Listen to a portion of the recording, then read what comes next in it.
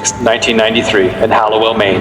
A young man with a Scandinavian accent, presumably in his 20s, was discovered in the house of Josh and Kelly Kenny in the middle of the night, sitting in the corner of their bedroom. The police were immediately called, and the man was arrested and taken to the station, where he was questioned. The man told them his name was Peter Steele, and he had something horrifying to tell them. What he told them was unbelievable, until he was able to prove part of his story by something they found on him, leaving police baffled. This is a story he told the Hallowell Police Department. What I'm about to tell you will be hard for your modern-day ears to understand. You will call me crazy, a lunatic, one that should be locked away for good. You'd be wise to listen and heed my words, as there are many others like me, and always will be. You see, people just don't disappear. There's always somewhere they go. That somewhere is somewhere very dark.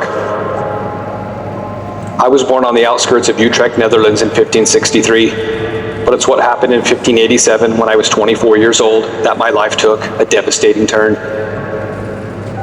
Our small village had been under the rule of the Spanish for decades. They were ruthless to our people at times. I remember at a very young age my father telling me to steer clear of the Spanish soldiers if possible. Don't talk to them and avoid eye contact. Whenever I saw them, I'd keep my head down and carry on about my business. This went on for years without any incidents to my 3 siblings and parents, that is, until that devastating day on May 27th, 1587, the worst day of my life. I was the youngest, but I had a brother and 2 older sisters who were very beautiful. It was evening and we were sitting around the table about to eat when my eldest sister came frantically running inside. She was crying hysterically. Her clothes were ripped and she was bleeding from her nose. My father jumped up from the table asking her what had happened. She said one of the soldiers tried raping her, but she was able to fend him off, accidentally killing him. No sooner had she said that, a group of soldiers came barging into our home with swords drawn. Without hesitation, my father attacked them. He was immediately struck down and killed. My first instinct was to fight them, but my mother was quick, grabbing my arm as she whispered in my ear not to do anything. I had to muster all the strength I had in me not to fight them as I watched my father die right before my eyes. One of the soldiers then asked, "What do we do with the rest of them?" "Kill them. We don't need one of them trying to exact revenge on us," replied another soldier. Without thinking, I lunged at them but was quickly met with the end of their swords as I fell to the ground. As I laid there on the ground, I watched the rest of my family get brutally hacked to death. The next thing I remember was waking up somewhere, and it was pitch black. When I sat up, I heard a man's raspy voice behind me say, "Hello, Peter." "Who are you?" I asked. "I have no name," he replied. "Where am I?" I asked. "You're in the realm, a place between your world and somewhere very dark," he responded. "Why am I here?" I asked. "Would you like to avenge your family?" he responded. "Yes, of course I would," I replied. "Good, you will be given a chance, but it comes with a price," he said. "What price is that?" I asked. "You will be immortal and you will do our bidding. There are things always waiting to enter your existence to take what they want, and you will let them," he replied. "Take what?" I asked.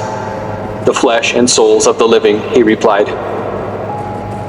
I immediately agreed as I was overcome with rage because of what happened to my family. I didn't give any thought as to what I was truly agreeing to until it was too late. The second I agreed, I was standing in a room with a man fast asleep in his bed. It took me some time to realize it was one of the soldiers who'd killed my family. I was about to walk over and strangle him when I felt a tap on my shoulder as something whispered in my ear, "May I enter?" I fumbled to find the words, but then remembered what the man's voice said about letting them enter our existence. I stepped aside and said, "You may." It's hard to describe what it was, and I still have a hard time putting what they look like into words. Think of the most dreadful thing you can imagine, and you'll be close. I then watched with a smirk on my face as a soldier was torn apart as he screamed out in pain. This went on one after another until all the soldiers that had killed my family were dead. Once they'd been killed, the things dragged their bodies or what was left of them back into the realm, leaving no trace behind, not even a speck of blood. After all the soldiers had been killed, I was put into what I call the Dusk. The the middle ground between this world and the realm. When a thing wants to enter our world, they must come to someone like me and ask permission. If I had known the price I was going to pay, I would have never agreed to it. During the day, I roam the world as a common but immortal man, and at night I fulfill my never-ending agreement. Unfortunately, I remember every detail the first time I let one of those things enter our world that was not for revenge. I'm not sure where I was at when I appeared in that bedroom, but it was not my home country, as I'm always somewhere different each day and night. As I stood there looking at who was sleeping peacefully in the bed in front of me, I almost yelled aloud, "No, no, no!" There in front of me was a small girl, no more than 5 or 6 years old. I immediately started thinking of ways to get out of there, but realized there were none. I then felt the dreaded tap on my shoulder and heard, "May I enter?" I hesitated for a long time, not wanting to acknowledge it. The thing, however, kept tapping me, asking, "May I enter?" until I finally stepped aside and said, "You may," as I bowed my head in shame. The thing walked over to the child, picking her up by her hair. As the child woke, she looked straight into my eyes with a look of dread I shall always remember. Before she could scream, the thing covered her mouth with its gruesome-looking hand, then immediately snapped her neck. The sound of her neck snapping haunts me every day. The thing then grabbed the little girl by her ankle, holding her upside down like a piece of meat as it walked back into the realm. It's been going on like this for centuries, but the victim is always different. Could be an old man or a baby. Sometimes I'll appear in the bedroom of the victim, but sometimes it'll be a random place, but always when it's dark. Something interesting happened in 1887 though. I appeared one night in a large room that looked like it was fit for royalty. As I made my way to the bed, I was surprised to see the current king of the Netherlands, William III, laying there. No sooner had I realized this, he sat up in bed, looked at me and said, "You're one of those that does their bidding for the realm, aren't you?" I was a bit taken aback as I stumbled to find the words, "Yes, I am. How might you know that, Your Majesty?" "There's no way you could have entered my room from the outside. The elites of the world know about the realm and have worked out a form of protection from it," he replied.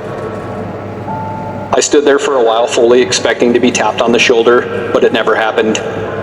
I spent the rest of the night talking to William III about many things. He asked questions about the realm and everything I'd done and seen over the last 300 years. He seemed very fascinated by it all. We even spent the following day conversing as well, until evening came and I was sent somewhere else. I'd say we became friends that day. Aside from the soldiers and the small girl the things killed, there's only one other night that sticks out in my mind out of the hundreds I've witnessed. This being the most disturbing and a turning point for me. The child killings are the hardest to watch, and I feel a piece of my soul is taken from me each time. The most disturbing night took place in the fall, in Woodburn, Oregon, in the year 1983. As I appeared in the bedroom, I quickly saw a girl sleeping who was around 12 to 13 years old. The first thought that came to my mind was she looked just like my eldest sister. Without thinking, I walked over to her bed, put my hand on her mouth and said, "Do not scream. I mean you no harm. You must leave your room now and run as far away from your house as possible, and do not come back till morning." She laid there staring at me, her eyes wide open with a look of terror on her face. I knew if I removed my hand she'd scream, so I kept it there. I also knew I didn't have much time before one of the things came. Sometimes it's a few minutes, sometimes it's an hour. I never know. "Do you understand me? I'm trying to help you. You must listen to me. Do not scream, get up, and just run," I said. As I slowly removed my hand, she did what I was dreading she'd do. She screamed out for help as loud as she could.